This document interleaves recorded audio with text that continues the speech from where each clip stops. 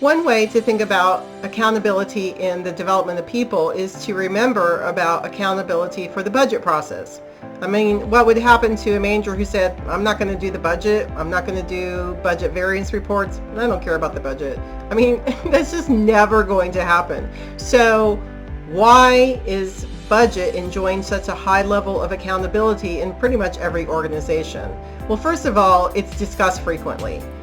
Most companies have some type of monthly or quarterly budget variance reports so that the managers have to report, are they on track with their budget? Are they over or under their budget? They don't go a whole year before talking about budget. So again, we shouldn't go a whole year before talking about what we discuss in the talent review meeting. Also, budget is usually tied to a manager's compensation, to their KPIs, performance goals, and it's discussed at the board level. All these things that we just talked about are important to increase accountability for talent review and succession planning. So think about that. There is a reason that budget enjoys such a high level of accountability, and we need to take a lesson from that for our own talent review accountability. So one idea is to have managers turn in a talent variance or talent report every quarter. So there's an example of this on, page 215 of my Talent Review Meeting Facilitator's Guide. This would be things like, report on the turnover in your group this month.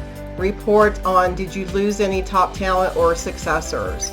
Report on, how many training courses or e-learning courses that your team completed this month. Report on the percentage of successors that filled positions in this quarter. I mean, there could be a variety of different things, and they could turn in this quarterly report. I don't know if you want to do that, but that's one option. Another thing that some companies do is they just add this as an agenda item for, let's say, their monthly manager staff meetings. And the HR business partners could handle that if you are in an organization that's large enough to have HR business partners. So every month they're discussing, the managers and the HR business partner are discussing what development took place with the team members this month, what action plans were followed through with this month. So they stay on top of it every month.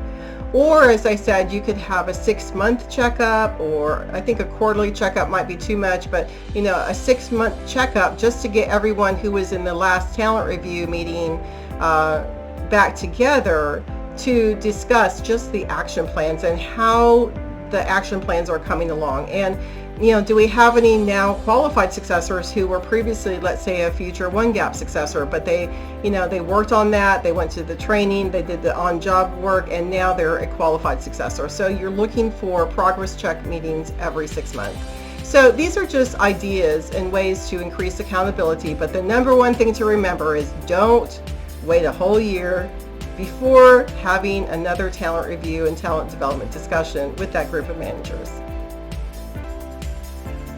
And a final idea to discuss here is to have evaluation online feedback surveys for your talent review meeting participants in the same way that you provide evaluation surveys to people who attend a training workshop.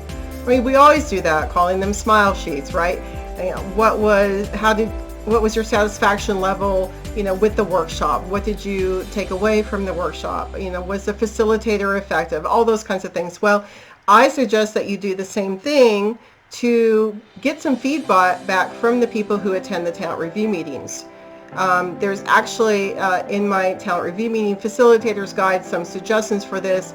Why don't I add that as a download here? So you can expect a downloadable handout in this course that has suggestions for survey questions that you can use for this purpose. But some suggestions are things like, were you prepared? Did you feel prepared for the meeting? Did the materials and the criteria and definitions, did they assist you in selecting succession candidates? Was the facilitator prepared for the meeting? Did the facilitator lead the meeting effectively? Do you feel that these talent review meetings will make a difference for preparation for future leaders in our organization?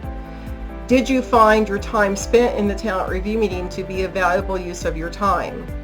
Now, this is, pretty much just level 1 evaluation information, but it can be very helpful. And by the way, usually I have like a 90th percentile rate of managers who are very happy with and feel that the value of the talent review meeting is exceptional.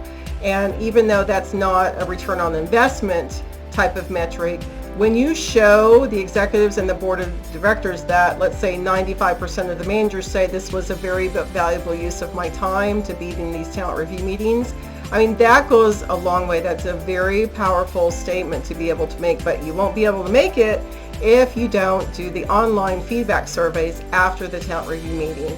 It also can provide feedback to your talent review meeting facilitators and help you to know which facilitators are facilitating most effectively and which ones might need some coaching and some help to be able to facilitate a little more effectively. So it does also increase accountability as well as add to your metrics, and it gives you a way to continuously improve your talent review and succession strategy.